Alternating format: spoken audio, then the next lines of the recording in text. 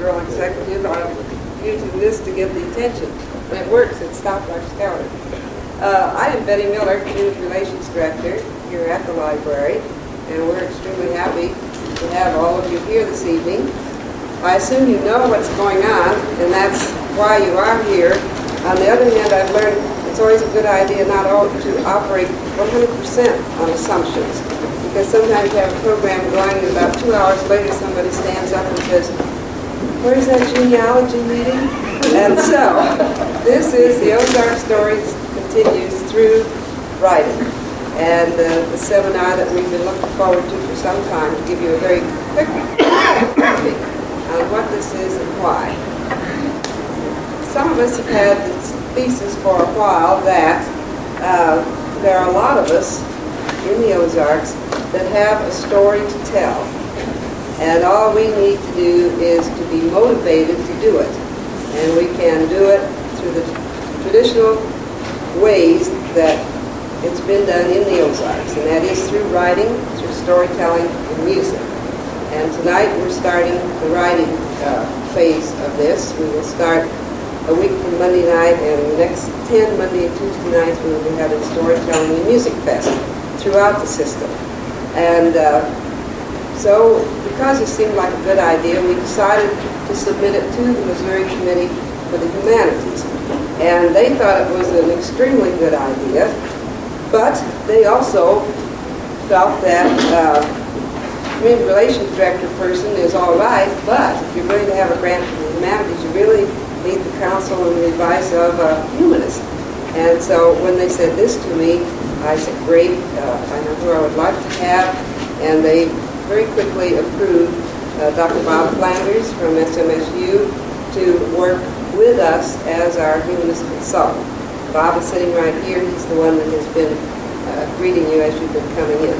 So he has worked with the project midway, and will be working with us the rest of the way. I would like to say that sitting behind the technical equipment here is Bob Bright, and has his own business of production services. He is taking this and recording this program for us, and it will be available if it seems that we would like to have it available for public use in the future. I probably should also say that Bob is at K-Bug Radio, and again, the news media are always so good to us that I wanted to plug both Bob's personal business and K-Bug. And that leads us right on then to the main part of the program, and Charles W. Gusewelle is our person that is going to be leading the seminar.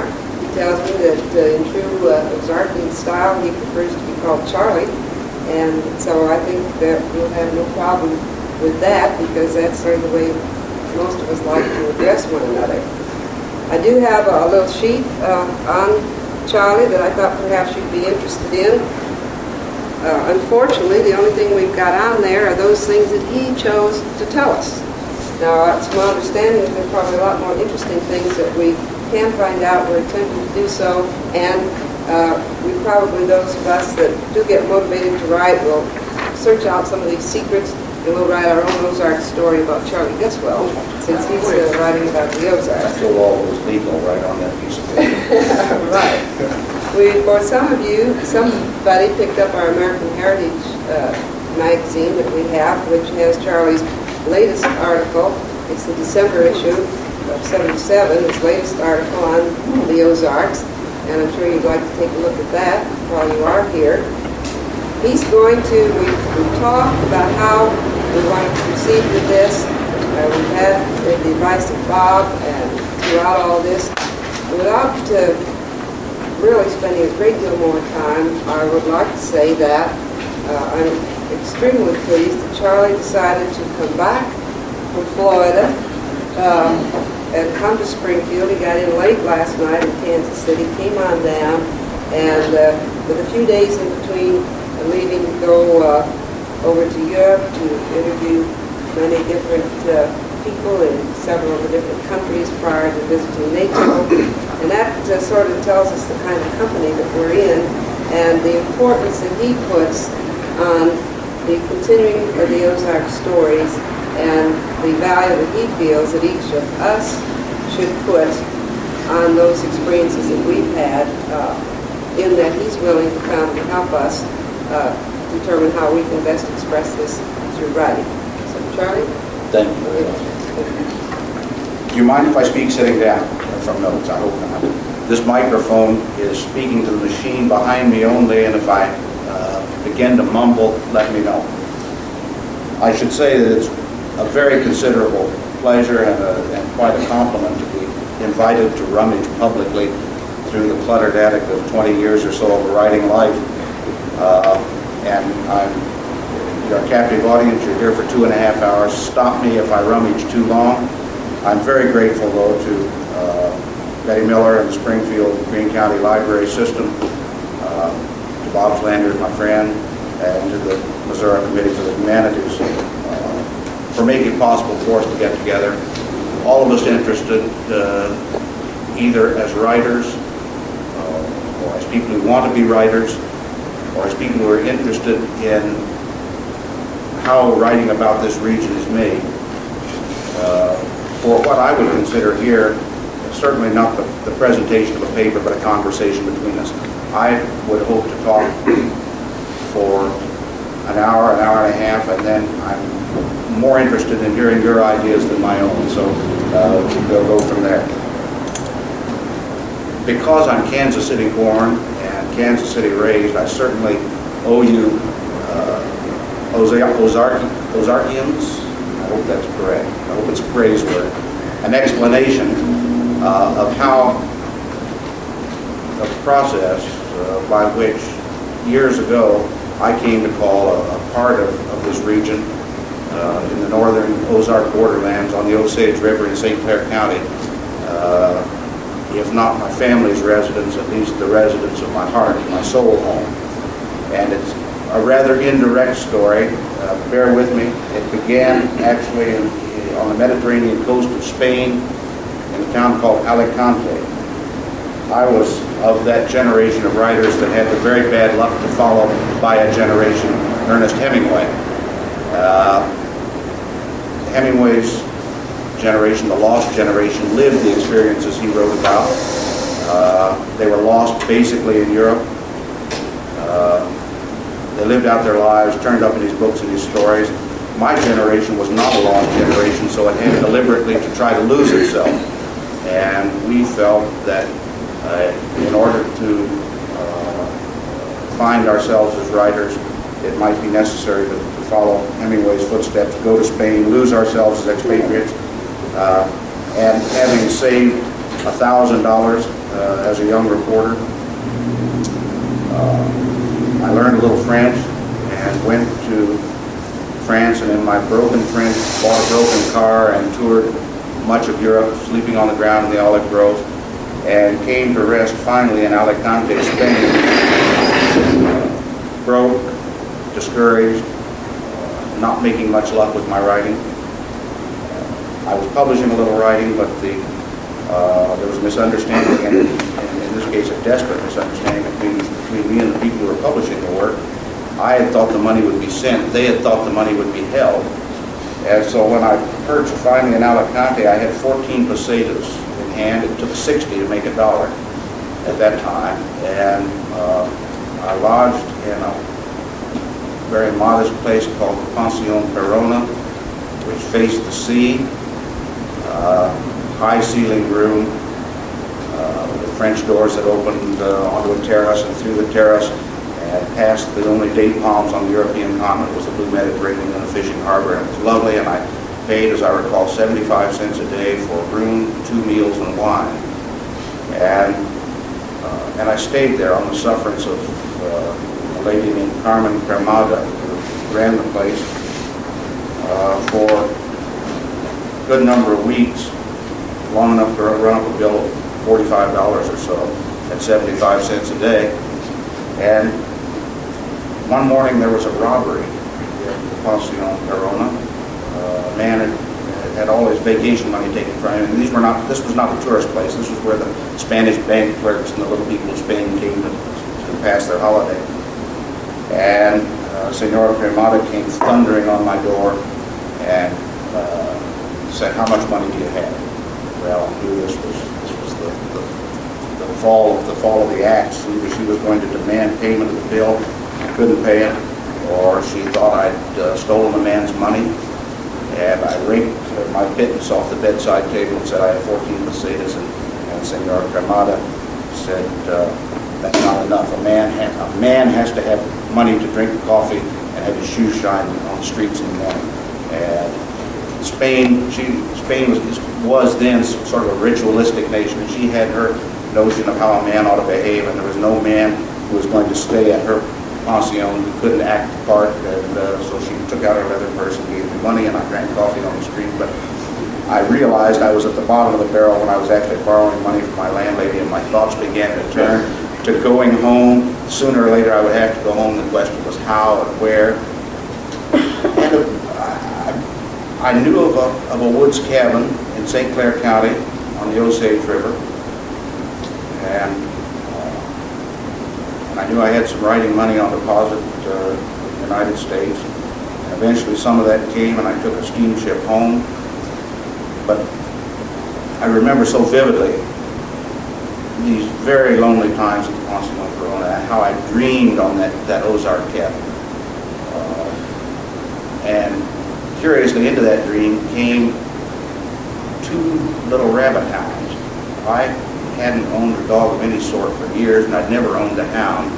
But part of this vision I had of my life when I stopped being an expatriate and went back to my homeland included these 2 rabbit hounds. Finally, the money came, and I took the boat and came back.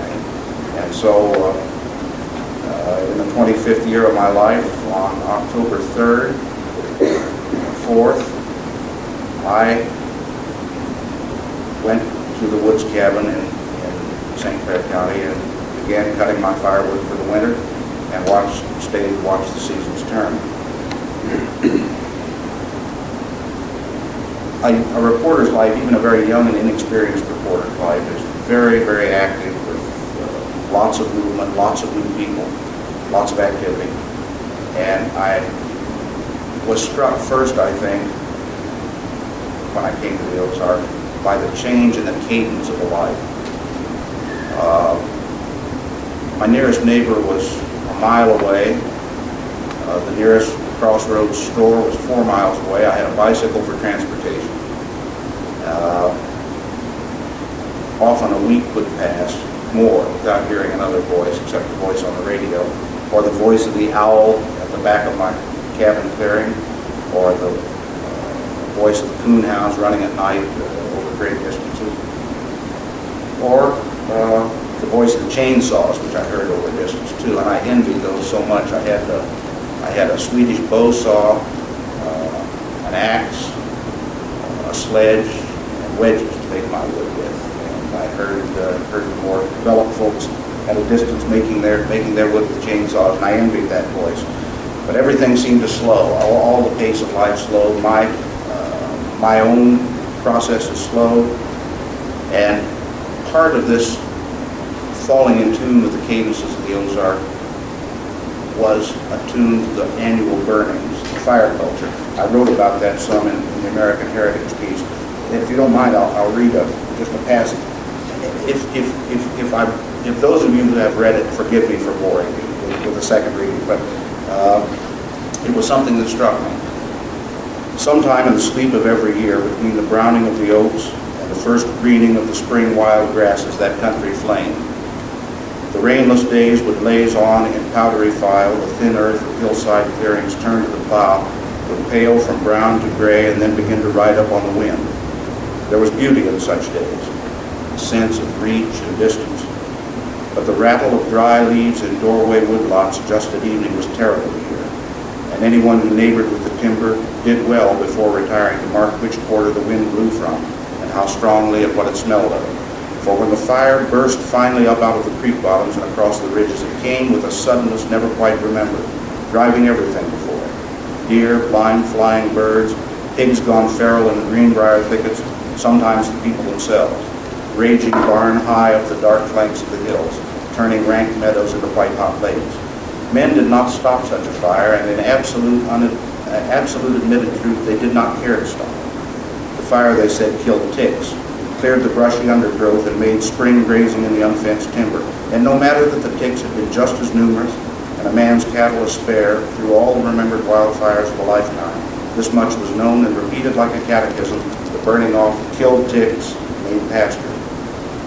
All across that country, long after the burning, could be found the remains of tortoises that the fire had overtaken on their way to somewhere. The olive outer skin of the shells had peeled down to chalk-white empty helmets, wonderfully complicated in their joining, that fell away in clicking segments when they were touched with the toe of the shoe. It was sad to find them so, pointing not away from the direction the fire had come, as might be thought, but toward their forgotten destinations. Well, through the fire, the burnings off of the country, I met my first two good friends of that Ozark stay, acquaintances really at that point. One was a man named Lester Hendricks, who was a farmer who lived alone in a house 2 miles west of me on a gravel road. And the other was a man named Morris Underwood, who was my nearest neighbor, a mile north on a dirt road. And I'll talk a little more about Lester and Morris later. Presently, the fire season passed into winter, and I had the joy I think had before and haven't since of a first winter snow when I had nothing to do except enjoy that snow. It came in November, 10 or 12 inches overnight, very wet snow that stood on every twig. Got up the next morning with absolutely nothing to do except my writing, and that could always be put aside. Packed a lunch and put on high boots and set out off walking across other men's land. I was a great trespasser, and there was a farm to the north of me that I particularly favored trespassing on. It had a house that seemed never to be occupied, lived in at all, and a valley full of ferns that were pretty even in the snow, and a spring, rock-walled up spring that I later learned from neighborhood lore. People coming north had stopped at, camped by, on their way to Kansas City and Independence and on out to the prairies. Cold was very much a part of the cadence of the year for me. You could buy then a pickup load for $4, a pickup load of slabs, where they squared the logs at the sawmill and then cut them in stove lengths for $4 a pickup load, and I imagined that would last the winter. I bought a pickup load. The stove I had was my mortal enemy that winter. It was made to burn coal, and it was called a warm morning stove, and it was very loose in its joints, and it ate wood faster than a strong man could throw it on the fire. And every night it was a race to get to sleep before the fire burned out. I would heat that thing until it was trembling and pink in that dark cabin, and sometimes it would catch me not yet asleep when the cabin went cold, and I'd have ice on my bucket in the morning, so I slept either quickly or not at all. I remember with great fondness the leisure of those days. I learned to bake. I had an oven that I put on the wood stove. I baked bread. Every morning of my life there, I baked biscuits. They were very good biscuits, I assure you, and I would have tried them against any of yours.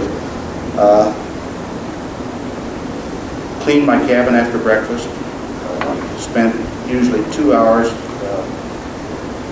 fighting the losing battle against my stove out with my axe and handsaw. Skipped lunch because I was thinner then, and wrote every early afternoon, either for 4 hours or until I had 500 words. Set myself that discipline and marked it down on a calendar, and I have the calendar still, and most days made my quota. And then when my writing was finished, went out for a couple of hours to try to ambush a squirrel on the way back in the evening from the fields to the timber, not often with very much success. Cooked my supper, listened to the radio a bit. That was the winter that the first Russian cosmonaut, Yuri Gagarin, went up, flew around the world crying, "I am Eagle, I am Eagle." And it was a wonderful cultural lead from my cabin in the center of the woods clearing to his world, where he was in the satellite.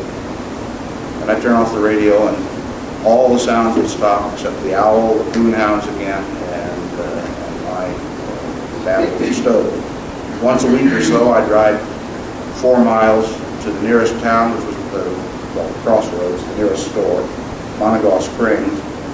And I met there the storekeeper who became my third friend. His name was Aaron Went, and he was 1/4 Osage Indian. Aaron had a problem with alcohol, but he was a wonderful, generous man and a sentimental man who showed me some of his secret places, but not all of them by any means. Took me to the back room of his store that had been a dance hall where there had been some wonderful dances in the past, some legendary fights. Took me to Indian caves on a bluff overlooking the Osage River, and showed me places in those caves where he found some wonderful artifacts. Told me of other secret places that he wouldn't show any man, where he said you could pick up Indian pottery and shell jewelry and the like just for the taking. The location of those places, if they were real, went to his grave with him. What Monogaw Springs was a sulfur spring badly polluted with junk floating on its currents and bubbling up. 7 houses dwelt in between the floods by people and pigs alike. No doors, no windows, all sorts of critters moving freely in and out. And Aaron's store. He told me what Monogaw had been and what it meant to be. The first time I met him, he said that you're in the largest town between Kansas City and Springfield. And he unrolled the plaque. And Monogaw Springs had once been a thriving town with 3 hotels and a bank and barber shops and an ice cream parlor and board sidewalks. Harry Truman had owned property there, and Aaron as a boy remembered his mother had run a hotel, and he remembered as a boy going in a boat at flood time to pick up members of the Truman family from the end of the wagon trail to take them to the hotel to eat his mother's fried chicken. Then the road building began. The automobile came and the roads went somewhere else, and Monogaw Springs died. But it had great dreams.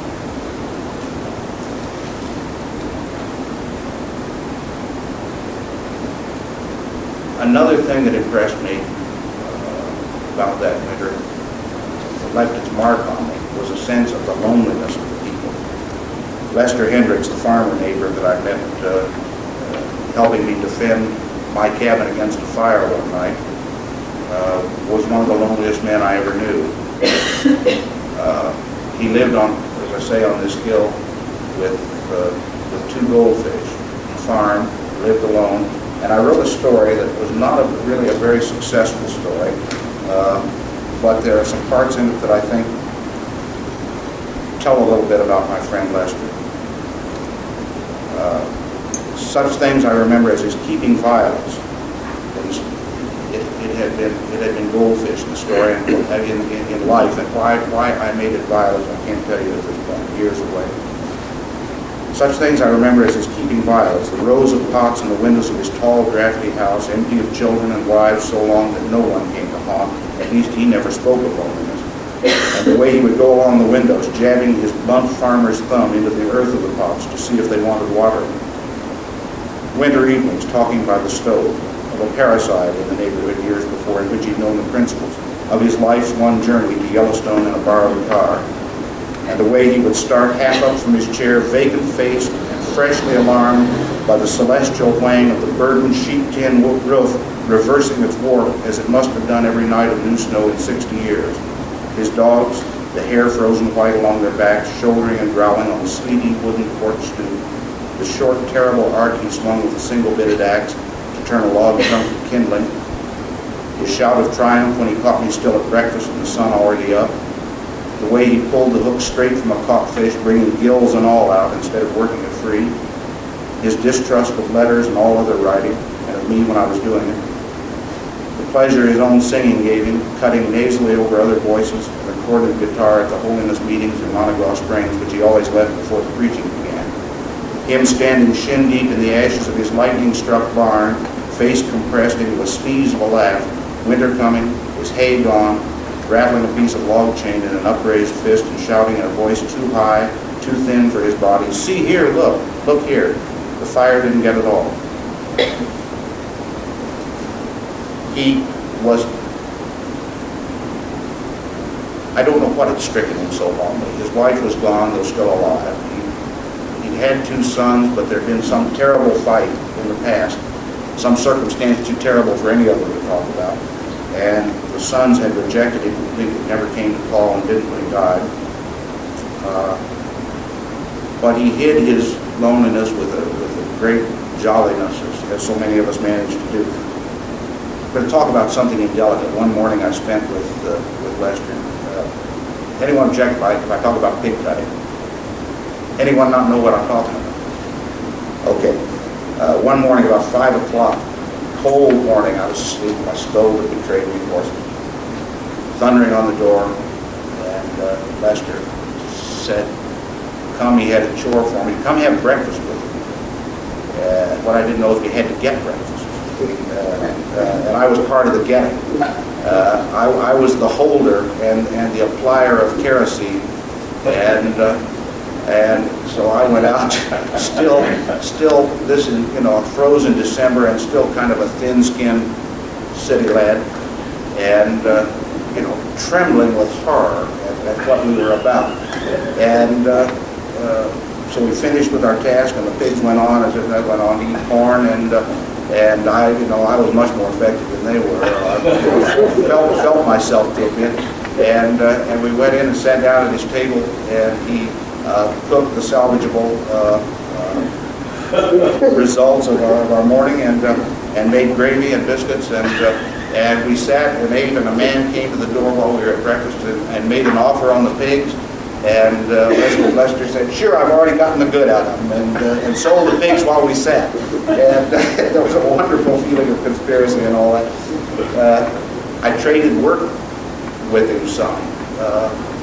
He had a shoulder problem and didn't like to split wood much. He did it fiercely and wonderfully when he did it, but he didn't have much endurance for splitting wood. So I split wood for Lester. Generally, the currency was about an hour wood splitting for a quart of home-canned blackberries. I didn't have the means or the knowledge to have done that, and so I'd take the blackberries home and make pies. At one of the very memorable times of my knowing Lester. Again, he always burst in, sort of unannounced. You just heard the thunder of his footsteps on the porch, and he burst in and grabbed up. I had just made 2 blackberry pies, and they were masterpieces, tops glazed, and sitting out on my table. And he snatched one up and said, "Come on," and took me without explanation to his truck and drove me up the road to Morris Underwood's house, and thrust me through the door and said, "He's come to see the girl." And I was known in the neighborhood as the pup. I guess because I was young and inexperienced, and one day I'd forgotten to shave, and that turned into another day, and that turned into a beard. And and so I guess I looked like a pup, and I'd been taken courting, sort of against my wishes, and or without my knowledge. And there was a 17-year-old girl in the house, and she was a nice enough girl, although I don't think she found me very acceptable. And her mother, Mrs. Idabel, was sitting by the window. Idabel had sometimes some kind of confused days, and she was sitting by the window, looking out the window, and there was an aunt there who was a mystic.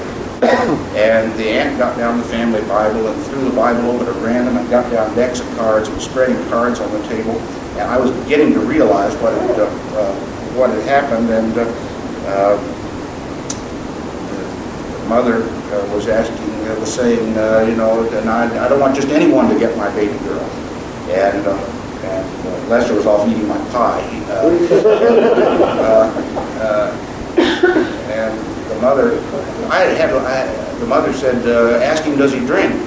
And my one indulgence down there was, I'd gone, I might say too, I'd gone to this cabin for a long winter, for 8 months. My plan to stay.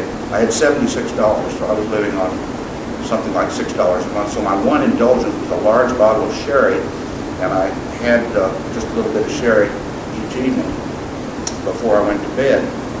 And so Ms. Lucker asked me, does he drink? And they asked me, and I said, well, you know, I drink. I explained that I drank a little bit of sherry every night. And the mother was saying, oh no, why no? And finally, Lester said he thought we were taking to each other pretty well, and I'd be back to call with another pie, and he plucked me up. He just moved me about that country like a pawn. He plucked me up and took me out, and we went on our way. But these were the kinds of devices Lester had for hiding his loneliness. His great explosive sense of good humor. I didn't have any devices like that, and I, for the first time in my life, in a durable way, apart from the terror of being broke and all in Spain, I discovered my capacity for real loneliness and how one builds a shell around oneself as protection. My life went fine as long as no one strange came into it, but from time to time, friends I'd worked with would come with their wives and their families. They'd come on a Friday night, and we'd talk all through Friday, and we'd walk all through Saturday, and talk all through Saturday night, and sleep an hour or two, and go out walking again on Sunday, and then they'd leave, and they'd be gone from my life, and the silence was in those times oppressive, and the radio wouldn't cure it. By the next morning, I'd forgotten it somewhat. By the day after that, I was back in my routine.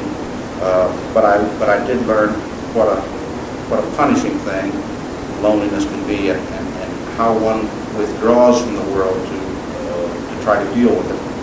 And then a really miraculous thing came into my life there in the clearing, and this sounds fictional. It truly isn't. I had been out hunting one afternoon, and I heard some very high, shrill cries out in the woods. Sounded like a herd animal, and I couldn't interpret what I was hearing. And then a day or so later, I was cutting wood, and I heard the same sounds, kind of a confusion of high screeches. And so I sat down on the log of the tree I just laid down, and waited. And presently, a little brown face came out of the bushes, and then another, and it was 2 rabbit hounds. And I do ask you to believe it. It's true. These are the two hounds of my Spanish imagining, and they circled me. They were just like wild creatures, and sniffed me, and then went on their way. Hardly more than puppies, hunting for themselves. And I later found the mother in the woods near a road where she'd been hit by a car, and scattered the litter all over that countryside, I suppose. And the next morning, I was up cooking breakfast, looked out my back window, and truly a small one, that looked out my window and saw them get out in the frozen morning from the nest they had behind the log at the back of my cabin clearing, stretch in the first sun, and I took them in, and we became allies against loneliness, against hunger, because they hadn't been hunting very successfully, and I hadn't been hunting very successfully, and both of our luck improved. And against the cold, because they slept on my feet at night when the stove went out.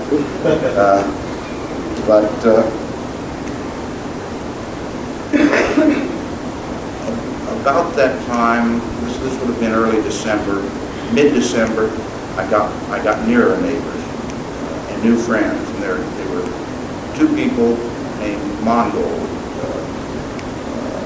Della Mongold, Ed Mongold. He was in his early 60s, I judge, and she was in her late 70s. They had bought 40 acres across the road from the cabin where I was staying for $600. They briar-grown creek bottom and 40 acres of scrub timber and sage grass and nothing worth. There was an old pioneer, I suppose the first settler's cabin, with the spine of its roof broken and sagging and all the windows gone, the doors gone. They came there in an old car. They'd been in Oklahoma. They'd come back to the Ozarks, which was their native place. And they lived in the car for the first fortnight at least, while Ed Mongold tried to prepare that cabin and make it a home. Built beds out of native wood, used a car jack in a very ingenious way to jack up the rope and splice the ridge pole, and they were good and tender neighbors. She was a gifted baker. Her biscuits I couldn't match. She baked sweet rolls and sent them over. She kept batty chickens, which lived under the car while they lived in the car, and sold me the wonderful little brown spotted eggs for 12 cents a dozen. They finally made a home. Ed and I had long conversations. His father had been involved in the rush with the Cherokee Strip. We had great talks. She mothered me a little bit. And besides the difference in the cadences, besides the loneliness that one can feel, I learned a good deal about what I classify, and as I thought about this, I could think of nothing to classify them as except miracles. And I think of the Mongols first building a fire on the dirt floor of that cabin with a hole cut for a chimney, like Indians, and finally turning it into a home. I think of that as a miracle of courage. I saw miracles for you, perhaps they're commonplace, but for me, with my background, miracles of ingenuity. Once I went to visit Lester, didn't catch him at his house, and was starting to leave, and my visits were rare since I had to bicycle. It was very good. I saw him coming out of the woods alone with a tractor, a wagon, and 3 enormous saw logs on that wagon. This big around and 12 feet long. One man alone. Now, does anyone know how that's done? It's worth telling. You know how it's done. It's so wonderfully ingenious. You draw your wagon up parallel to the log you want to load. Take a heavy chain, attach it to the far side of the wagon underneath, run it under the wagon, under the log, over the wagon, attach the tractor on the other side, cut 2 skids to lay against the wagon, and drive away, and the log rolls up those skids in the chain. Now, of course, the log would turn over, the wagon would turn over, were not the chain attached to the other side of it. It's an engineering marvel. And this man did it as a matter of course. I saw miracles of generosity. The habit of my little hounds was to go out generally in the evening and hunt a while, hunt well into the night, come back about when the stove got cold, lie on my feet, sleep through the mornings, have a bit of breakfast, sleep through the afternoons, go out in the evening and hunt again. One morning, I had one of the dogs I called Slats because he was so very skinny when I found him, when he found me. The other one, Shorty, was built about like I am, and Shorty didn't show up one morning, came in a little later. He'd run into a star about hunting and turned an eye around completely in his head so that the white showed and the pupil was turned into his head. And I asked the Mongols if I could take their car, their home, into the county seat where I thought I could find a veterinarian, but they didn't have any gas in the car. And it was 14 miles to the county seat, so Shorty and I set out walking. And I carried him part of the way and got to the county seat, and there was no veterinarian. And somebody thought they knew of a kennel outside town. where I might get some medical help. And I went out there 2 miles, walked out 2 miles there, and there was no vet there. So I walked back into town, and somebody said, "Why don't you see Doc Ruth?" And Doc Ruth was a little lady then in her 70s, now in her 90s, still practicing medicine, still today practicing medicine. She was the first woman medical graduate at the University of Missouri.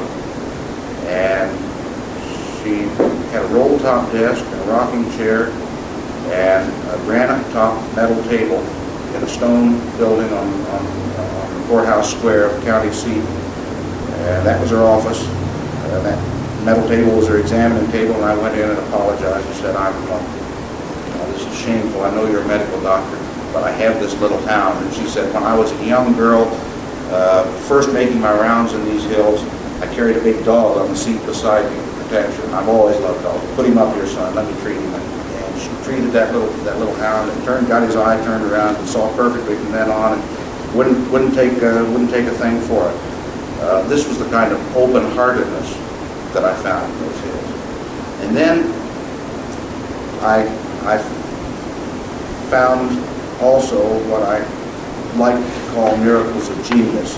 Don't know if I have it with me. My friend Morris Underwood. If you'll take a moment, I'll look through the heritage piece and see if I can put a finger on it.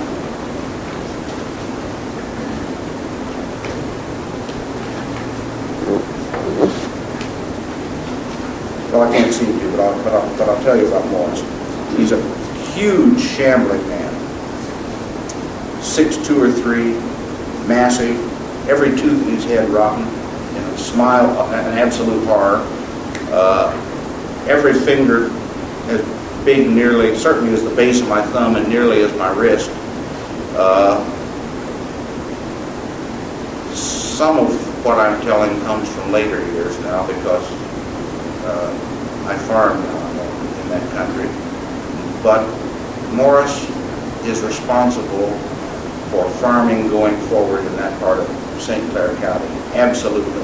When something breaks and it's broken terminally, and it's either not worth anyone's repairing or beyond anyone else's repairing, they say take it to Morris, and he waits there on his hill and charges too little for what he does, but there's not a machine he can't fix. He knows the logic of machines, and he could fix a jet engine if you gave him time, and he would do it with a penknife or a little screwdriver or a pair of needle-nose pliers like you might find on a dentist's tray. And I would call that a kind of genius. I think he does have genius in his hands. I wish I brought that because may I? Would you mind if I read it? It'll take a few moments. I have heard neighbors down in St. Clair County out on the Blacktop, east and south of Appleton City, Missouri, this is near Osceola, swear that if Morris Underwood ever moved away or quit fixing things, they would just have to give up farming. For some of them, that might be exaggeration. For some of us, it's absolute truth. Morris has had an awful run of luck. Several years ago, 2 or maybe 3, the old house on the hill burned in the night. The Underwoods set up a trailer where the house had stood. 3 times, lightning struck the telephone. The phone people told Morris that what he needed was a wall model. So the 4th time, the lightning burned up the phone in the trailer too. Morris and his wife have retreated temporarily to his workshop, living there until the trailer is replaced. But they're not going to move. There have been Underwoods on that hill for longer than anyone can remember. So many generations of them that on the maps, the hill is identified by the family name. It's Underwood Hill. And Morris will be there for the rest of his days, which is a mercy for all of us who depend. This has been the haying season. Bear in mind, years later, this has been the haying season. And in haying time, there's a wonderful variety of machines to be broken. The minor breakdowns are doctored where they stand with a piece of wire, a spare bolt, a hammer, pliers, and a whispered prayer. Next in order of seriousness are the shade tree jobs. The disabled implement is pulled to the edge of the field under the leafy canopy of a friendly oak for several hours of strenuous tinkering. Beyond that, there's only one thing left to do, take it to Morris. What Morris gets then are mainly the critical cases and sometimes the terminal ones. And in this haying season, we've been breaking machines almost faster than he can get them running again. Oh, let's see.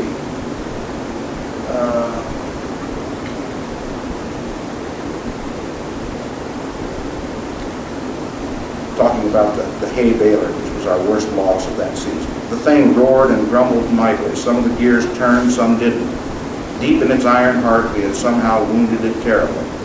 Another neighbor acquainted with that machine came to help with the diagnosis. He looked, he listened to its metallic howl, then he pronounced the fateful verdict, I believe I'd haul it over to Morris. Our places face one another diagonally across the blacktop. Morris has a long time to see us coming. Out our quarter-mile of gravel lane to the road, another quarter-mile along the blacktop, and then up his own lane to the top of the hill. But whether he actually does see us coming, I can't say. Maybe our despair goes ahead of us and announces us in some psychic way. Or maybe Morris just figures there's better than even chance that if he walks outside any time of day or night, he'll see us coming with something broken.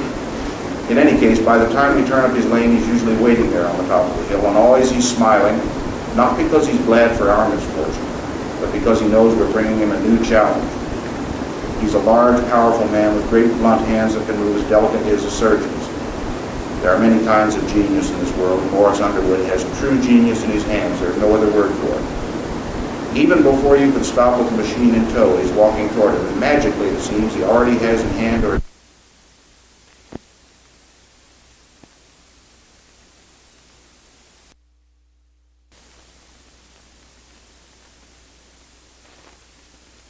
Birdfoot violets were coming on. It seems to me, I may be wrong, but I remember it was the first flower of spring. Are they before the red bud or after?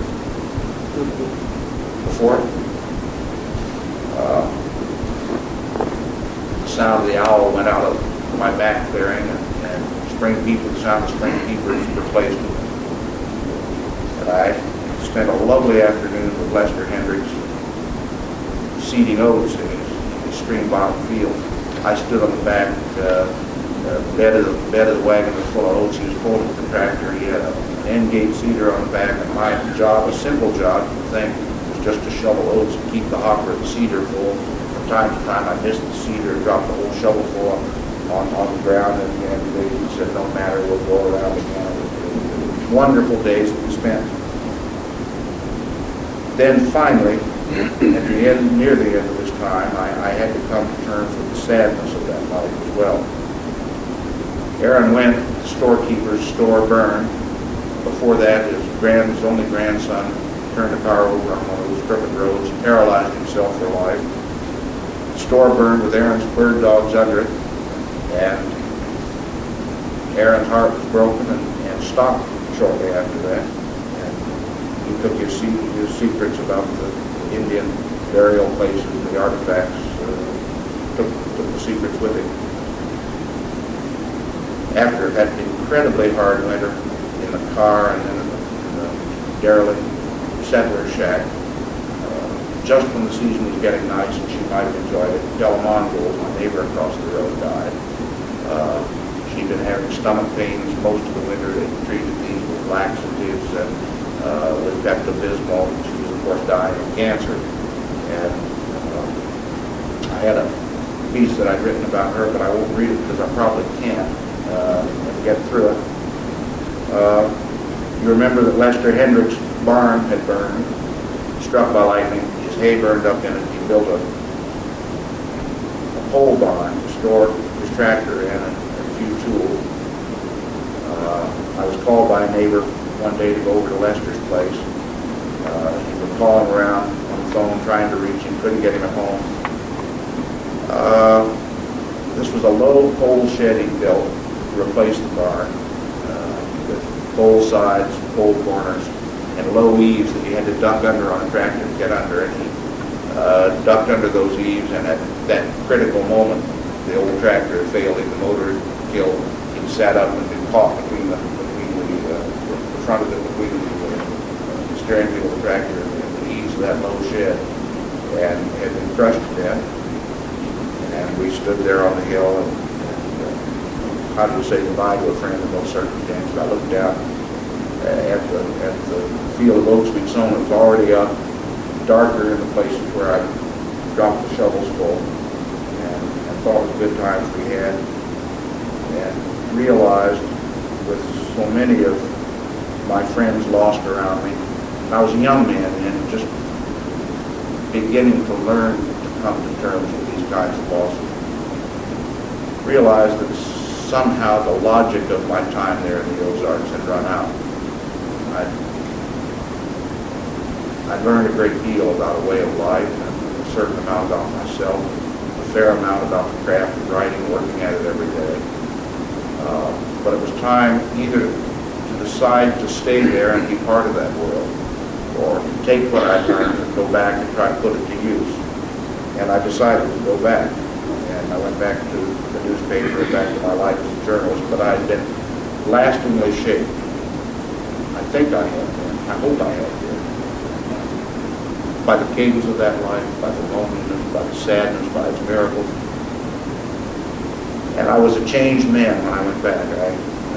I found that I annoyed the wives of my friends by dropping my tobacco crumbs on their rugs as I rolled my own. In a room with 5 or 6 people at once, I felt crowded in on, and the room felt too small, and the noise was all a confusion. And some of these things I learned about myself.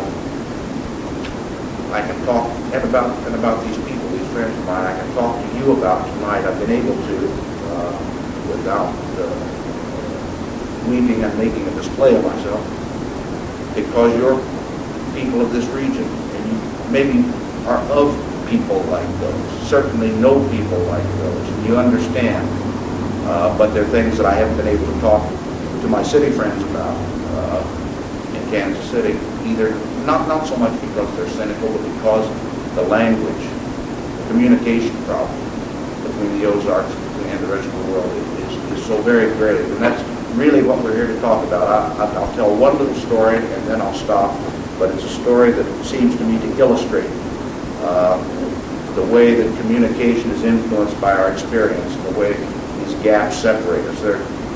It's a story you may have heard about a Texas farmer who was a member of a legislative agriculture committee who came to the Ozarks to look at agriculture in the Ozarks, and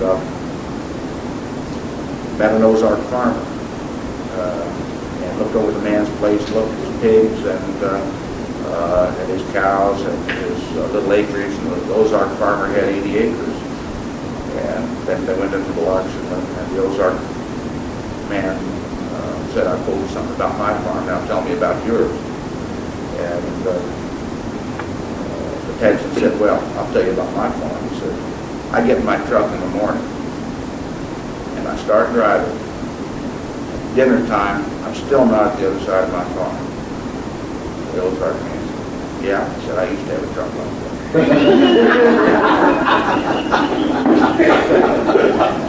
All right. There's been precious little humor in all I've said except that. Now, what I'd be in, we've got, we have a good deal of time. We have more than an hour for sharing thoughts with one another.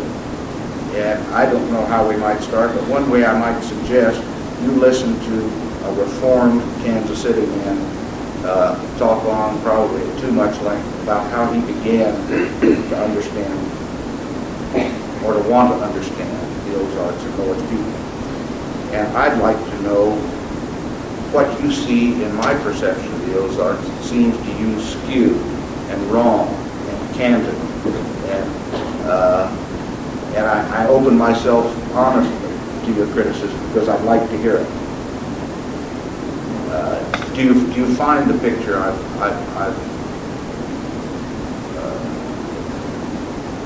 painted of your country a fair one? And do you find the things I've said about your people compassionate things? Or are they parts of the stereotypes that the Ozarks has suffered from? And what have been those stereotypes? How fairly have Ozark people been dealt with? I'd love to hear your ideas. I'd love to see somebody by the ear if we don't get some participation. The parts of country I'm familiar with, I find your type more 20 to 30 years ago, and now there's much now, as I observe it. More the stereotype then. You live this? I grew up within 20 some miles southwest of Springfield.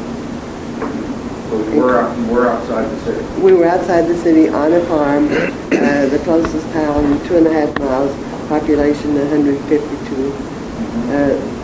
One-room schoolhouse, 8 grades, small 80-acre dairy farm, diverse farming. You placed the time very accurately, because this was, I would say, 22 years ago. These people I know. Am I living too much in the past? Have people changed greatly? The people down there here, I think, they've gone modern, so to speak. Even though in the past 27 years, population has less than doubled in the small town. I attribute this to the end of World War II, the transportation, medium, better education, better news media. We've gone modern. I can no longer talk with my friend in California, and she tells me things that are too new because I just heard it on television too. I just started to say, I am a farmer. I relate completely with you, and I think that you've been lucky to have found the type of people that you did, because in growing up, those were the kind of people that I was around, and I'm afraid that they're disappearing. But they're completely honest, happy people that you don't find now. Very many of them. They've been crowded out. You say you're afraid they're disappearing, and I understand what you mean, and I feel something the same. But what we have to bear in when I say I'm sorry about these people going, I have to make myself remember that in their lives there was a great deal of heart and a great deal of pain. And is it worth the price that their lives asked them? That kind of simplicity. They really didn't know any different. Most of those didn't back then. Shouldn't the Ozarks stay frozen in time? Shouldn't stay? I don't know. I don't know, but it is a shame that, in a way, that the real Ozark has gone. I don't feel like the Ozarks really paid all that dear price. And I question your emphasis on the loneliness of the fellow you were talking about. Because I feel like a lot of them adapt in their way, and they don't interpret loneliness in the same sense that maybe you and I do. That's a good point. The Asian child doesn't interpret hunger in the same terms your children do either. But it can be very real hunger nonetheless. I mean, we do learn to adapt. I learned to adapt.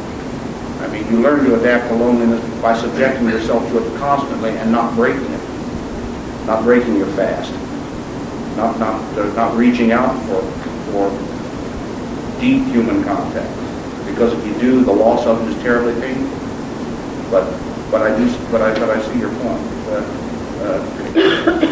You don't think the Ozark life has been a hard one? I think that's what I was saying. I think the loneliness has been overcome by your different means of transportation, education, information, media of all sorts.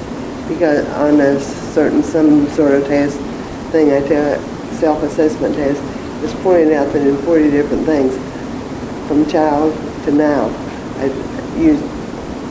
used a word or picked out loneliness 4 or 5 different times, which was all out of proportion to the other things I had done. And I think that's what I was relating to. Mm-hmm. And I think you were very correct in your loneliness as I grew up and thought about it. Go to town once a week, this sort of thing. TV has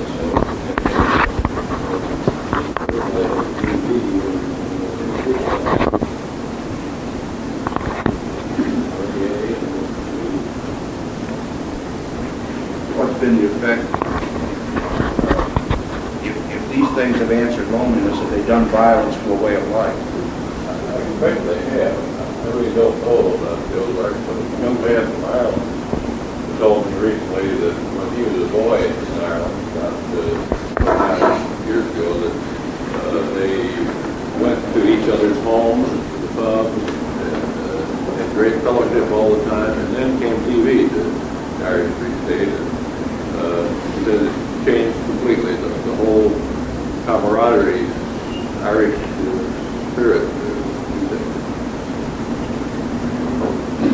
But, certainly it has. It's changed family relationships all over our country, not just in the Ozarks. I know in our house, we separated the evening for serious theater and Donnie and Marie by age, and we don't spend the time together that I spent with my parents. You really weren't really associated with the cross-section of people of the community, were you? No, I would. Not by any stretch of the imagination. All country people. Well, all old people who were lonely, the way you described them. There were no families, young families, no children. Well, there was the daughter I was taking before. No, mostly in that neighborhood it was older people. I think you probably would find that the people haven't changed. It's a new generation that has come along with completely different cultural values. As far as I can tell, the people who grew up before World War II, well, right after World War I and before World War I have completely different attitudes on nearly everything, a different way of earning a living, a different attitude toward morals and ethics and religion and education and relations with the neighbors had been constant for a long, long time. And in the last 30 years, I think, especially since World War II, those values have changed. But they didn't change the people who adopted them as children. Their children and grandchildren have come forward with, have adopted new values, and they've surrendered most of their dialect too, but not all of it. What you're suggesting is the Ozarks is in the process of losing its unique character. Oh yes, oh yes, oh yes, oh yes. I've been wanting to write a novel, and since I have traveled, they say write about what you know, and so I thought, well, maybe I could set it here. Well, I'm having trouble getting my characters in a remote enough area. It's going to be a Gothic, and so that, you know, when they need help, they really can't get it. No telephone, and no close neighbors. There are still very remote areas of the Ozarks, but what you're looking for is probably outside the experience of most Ozark people now. You know, I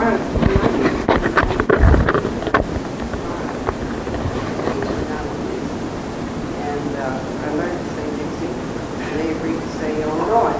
And instead of Illinois. They also informed me one day that no, they ain't the ones who talk wrong I was. So I learned a good lesson. But the thing that I find today, down at Nixie, we have the homecoming at the school. And, you know, new school, lots more people, but the feel is the same. Now, whether it's the same because I want it to be the same, but the people are there and the families that have always been there. And now, you know, kids that I had in the 5th grade, their kids are practically 5th graders now. But it's still all of the families that were always there when I was there. And one family still makes their sorghum in the tubs, and they use the tubs in the summer for other purposes. And that feel is still the same, in spite of the proximity to Springfield, in spite of right smack in the tourist trade. And I wonder all the time, is it because I don't want to give it up, and so it's there for me, or is it really there? Do any of us agree that we have that same kind of experience? I think it's kind of coming back with our quilts and all this. I think people are turning back to the young teenagers. I know in high school they have folklore classes and all this.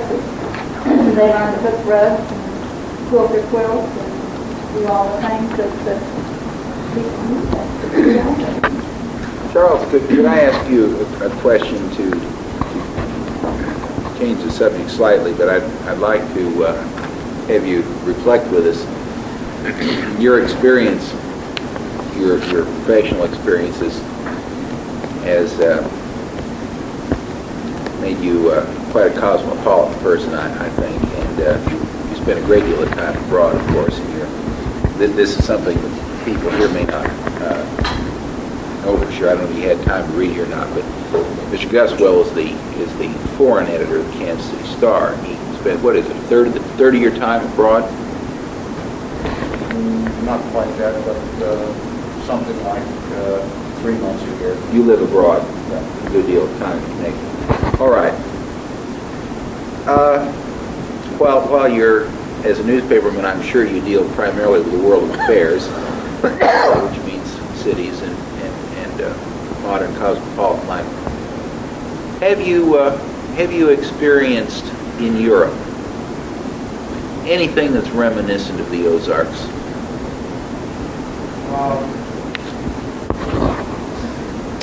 The nature of my responsibilities, or the nature makes it necessary to engage myself mostly when I'm traveling in affairs of policy and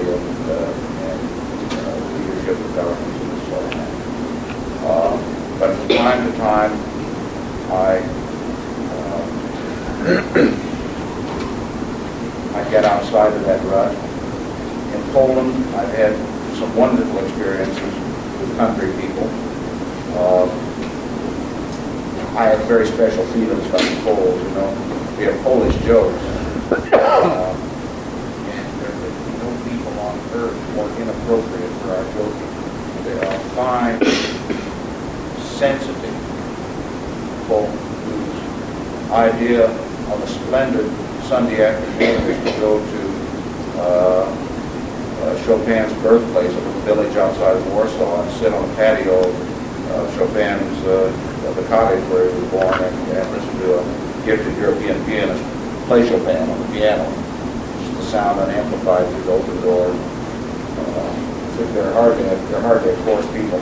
I've had some wonderful times with Polish farmers that have whose openness and generosity of spirit has reminded me very much of the Ozark. As an outsider who wants very much to be part of this region, I may romanticize the Ozarks, but I do find here a genuineness of spirit and openness. I once took a walk that I loved after this winter, long winter and spring that I spent here. Some 6 or 7 years after that, I was bearing down on marriage, and things seemed to kind of close in on me that winter, and I had to sort things out. And I took a walk through the Ozarks. I rode a train from Kansas City when trains were still running to Springfield, took a bus east to Fordland, got off the bus at Fordland with my pack, stepped over some man's fence, hopefully it was, and walked to Arkansas. Followed the stream bottom, slept on the ground, and there was sat and built a fire at night. Did what writing I did by the fire at night, and I crept up to some mailbox at a house in the morning, put it in, and my writing went off that way. And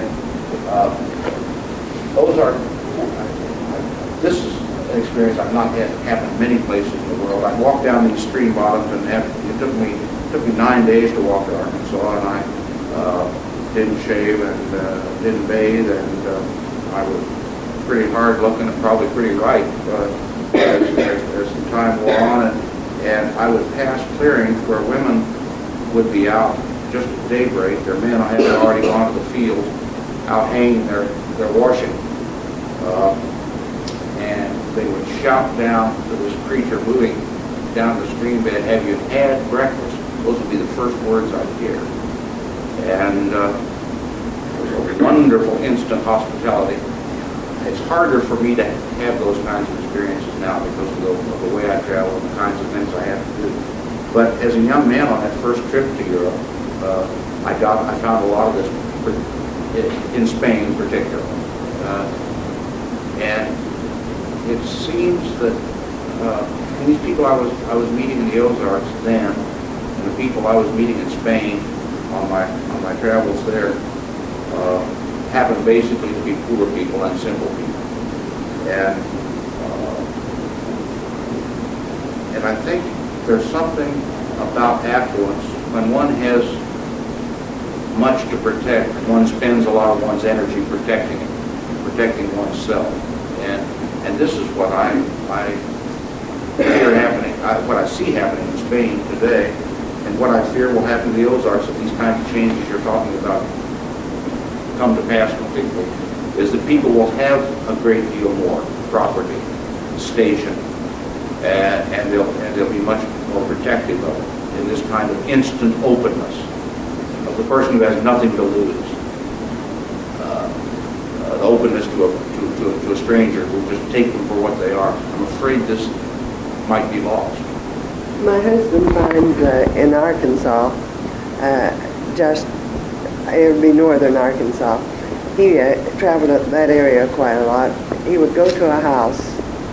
They would say, "Come in," not knowing who this person was, from the other room, introduce himself, but not even the reason he was there, and almost be offended if you didn't have lunch or dinner with them. And you finally get around to telling them why you are there, which I'm saying the same thing you are. As they become affluent, the energy poured into protecting themselves, I am afraid this will disappear. But that. I'm just wondering if these kinds of values can survive the kinds of changes you're talking about. Oh no, they can't survive very much longer. In many ways, they're not. You're talking about climbing the fence and walking to Arkansas in the late 40s and early 50s when I was growing up down in Howell County. Well, we thought nothing of when we were hunting, when we were doing anything, going over fences, going through. But today, I wouldn't do it. Why? Why wouldn't you do it? Well, because are they different or are you different? Well, both. But in many ways, I think they are different. In those days, it was all families of the type you're talking about, where the families had been on the farm and everything. Today, it's mostly people working in West Plains who live out there. They have much nicer places. There's much more that could be heard. And so if you get a bunch of people walking across it, people are much more likely to be offended than they were in the early days on Elm Creek. Well, a generation is dead now. 2 generations. Yeah, well, Yeah. okay. If anyone, I don't know where anyone does quail hunting or not, but sometimes even if you are a quail hunter, you may have trouble getting to hunt on your neighbor. If a covey of quail leaves your property and goes next, even neighbors will have to get run out. Part of this is simply a pressure of people, that where it used to be, no one worried too much about crossing fences quail hunting because there were only a dozen people who would be quail hunting in that area. Today, if you have an open area, there'll be 1,000 people that will come in. I can't imagine neighbors like that survive in this part of the country with the traditions of neighborhood. Well, they're afraid, some of these neighbors are afraid that the city people are coming out and just maybe leave their gates open or chomp their fences down or shoot a cow or something, and Because they're protecting their property. neighbors are no longer historic neighbors bound to the land by blood and this sort of thing. The neighbor may be a city neighbor. There you go. Yeah. There was, excuse me, 1 second, there was a comment back. I think one thing that's already bad, a lot of this character is welfare. Food stamps, so forth. I think that's one thing they have to do is they want to ensure, some of them want to ensure you continue receiving the welfare. They don't have to go out and cut the wood, do the work. They can watch it. But hasn't this been a tradition of many, many years? Is this new? Welfare? Oh, this is brand new. The people of 65 or 70 years of age will do almost anything to avoid the stigma that goes with receiving welfare, or of accepting a favor if they can't return it. So this is the important part of the mountain heritage that is indeed worth writing about. I had a neighbor, let's say 15 years ago, that she did all the things that an Ozarkian does, and everything for herself. And if I would bake something and take it to her, she would have to go to her cellar and find something to send home with me because she would be insulted and I brought her something. And she's got to call me down with more to send me back. That, you know, they'd rather give, some would rather give to you than receive it. Or you never send a plate home empty. If you've taken something home so that you've got their plate, it goes back with something on it. But for all the spirit of the Ozarkian who reads about college students on the West Coast or East Coast or any big Springfield town on food stamps, I would think that would present problems that'd be hard to deal with. If this person, if this middle class, reasonably well-to-do college student is taking food stamps, am I not entitled? Getting back to this hunting business, I've had a little experience along that line. My dad was quite a humorist and he could always get by with things, but he had another farm down the road and had a huge pond on it, and the men from out of town had stomped his fence down and built him some blinds in there to duck hunt. And so one morning he went down early and motored up down there.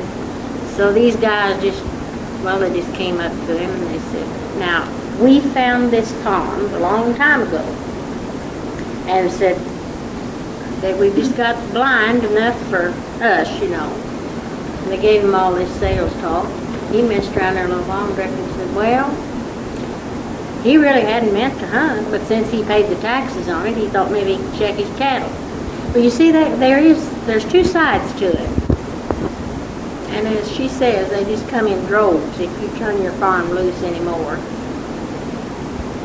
There are some things, though, that I think we should keep in mind about modernization, and I'll mention just a couple of things. I think,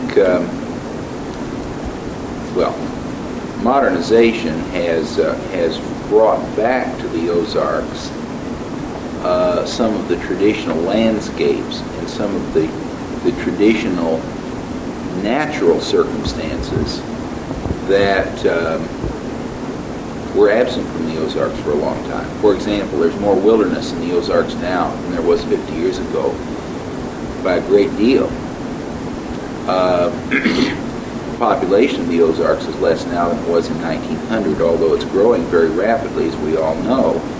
But the distribution of people is different than it was 50 years ago. People are not distributed over the land in 40 and 60 and 80 acre farms.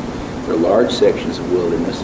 There's a lot of game in the Ozarks now. There's a great deal of game in the Ozarks. 50 years ago, in most of the Ozarks, there wasn't any game. Not only were there no deer and no turkey, but even the rabbits and the squirrels were almost gone. And I've come, I think, finally to understand this in a place like Shannon County, for example, when all the pine timber and then most of the oak and hickory timber was cut off. And you have a population of 11,000 people in that county, and every man and every boy had a gun, and they shot at everything that moved. It's no wonder there wasn't any game. And now the game's back. And there are a lot of people who hunt, but there aren't as many people who hunt now as there were 50 years ago. That's one thing. Another thing is that I heard an oral history interview with a woman who's 85 just this past week. I listened to it and mentioned just one incident, one set of incidents. This lady and her husband ran the county poor farm in Shannon County for 8 years in the early 1930s, late 20s and early 30s. Now, the establishment of County Poor Farm represented a social advance. I think. She thought so, certainly. And she described dragging the ticks, the bed ticks out. They were full of bed bugs, and burning them all, and sewing new ticks herself, and stuffing them full, of growing the corn for the cornmeal to make cornbread for those people, bathing them twice a week, and trying to get clean clothes on them. She said, and that was hard because they wasn't all used to that. A very, very hard life for them, although I think perhaps an improvement. They were indigent people. Terribly hard life for her and her husband. They finally quit it because she said it was just killing us. That's all. The work was just too hard. Well, she talked in a way about the 1930s, about the New Deal, not in a political way, but in a very personal way. That was striking to me. She talked about the WPA toilets. She said, "Do you know what the WPA toilets were?" Well, her informants didn't, or her interviewers didn't. Well, they were privies that had concrete foundations, and they was good built privies. She talked about the coming of the telephone, and what a wonderful thing it was, especially how wonderful the electricity was. And she said, President Roosevelt, God bless him, brought us the electricity. And she said, that really changed things, and she meant for the better. Well, of course it changed things for the better. Now, you mentioned a useful life. I think this is an inspiration to me, and I think to many of us as we view useful lives, sometimes simple because of necessity. And you write in your piece, by the way, that some of these people, I believe you're the one who writes it, that some of these people their genius and generosity isn't known just because of the circumstances of their lives. It makes it impossible for them really to get out of the routine of daily exigence. But we're very much struck by the usefulness of life and the commitment to a useful life. Very often live just for children, grandchildren, kin, neighbors, and so forth. But modernization is not something that most Ozarkers of the generation now passing away, modernization was not something they objected to. I don't believe. To a point, but I've seen changes in our borderlands towns up there. I had personal experience with some of my wife's relatives in one of these towns with federal regulation of nursing care centers, for instance, which is on balance probably a good thing for this country. But old people who are without family or who wanted to stay in their town would go into ladies' homes and be cared for as family.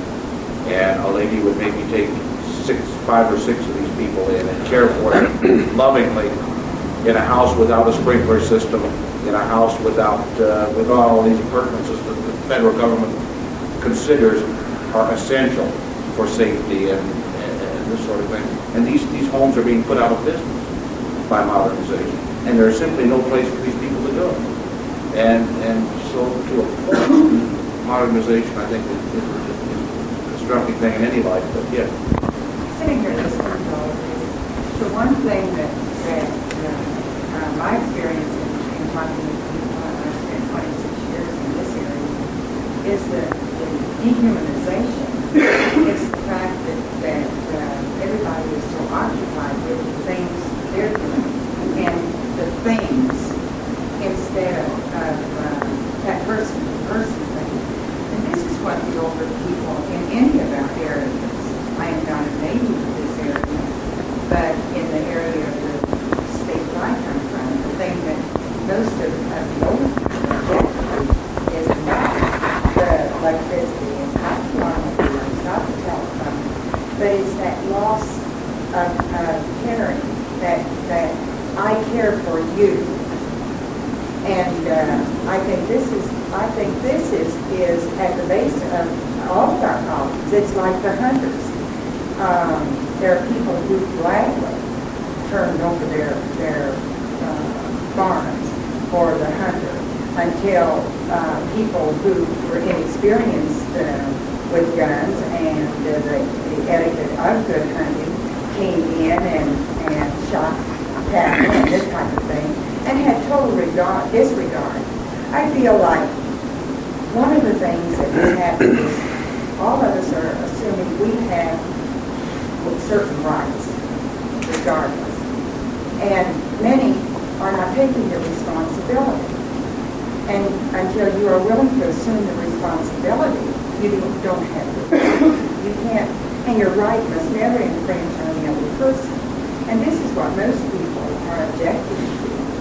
It's that somebody feels that they ought to have the right to walk across my farm, and I don't own a farm, but anyway, walk across and follow that country trail, follow that deer, or follow that wild turkey. And yes, we do have more wilderness areas, but who is coming to the wilderness area? The natives of this area are being pushed farther and farther away because we need more recreation area for those people that are coming from distances where they're in the cities and want to get out into the nature. So I think when you talk to the real natives, their objection is really to the infringement of their person, not of their things, but of their person. Well, can the Ozarks or should the Ozarks then set out? Is it feasible that it could set out to prevent this kind of influx or to slow the influx? Not a question of should or shouldn't. It can't. If we don't do anything here, people will come in from the outside to do it. That's all there is to it. Things will change. There's no way of holding it with the small number of people, personal way of doing things. See, today, instead of looking to people, we look to organizations for this or that. And when you talk about loneliness of only knowing a few people, those few people you knew you could call on. When somebody called on you and said, I want you to go over to so-and-so's house, you could. Now, in the city of Springfield, there aren't very many people that I have that kind of a relationship, in spite of the fact that there's a couple of 100,000 people here. That raises a question, an interesting question. Isn't Ozark City any different than a city anywhere? Or does It used to be. In 1950, Springfield was different. In 1978, I don't think it is.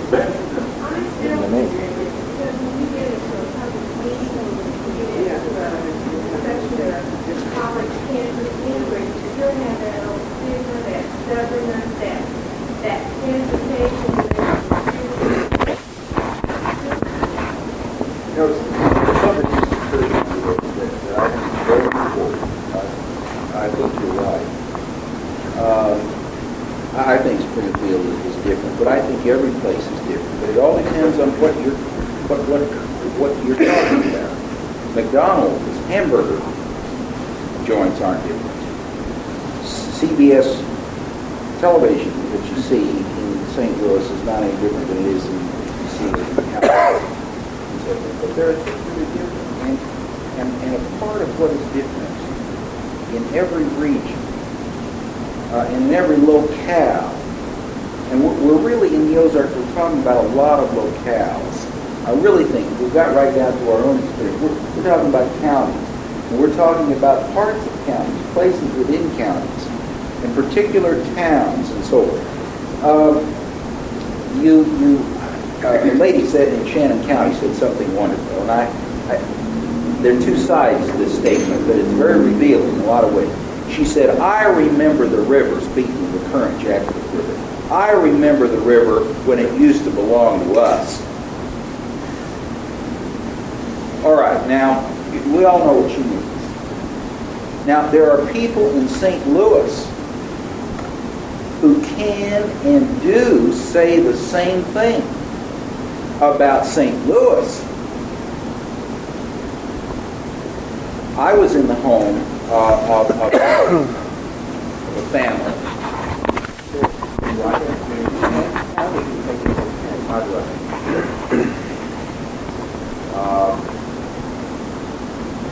neighborhood that I'm most familiar with is more prosperous. The farms are larger. The separation between those who have and those who have not in that neighborhood has gotten much greater.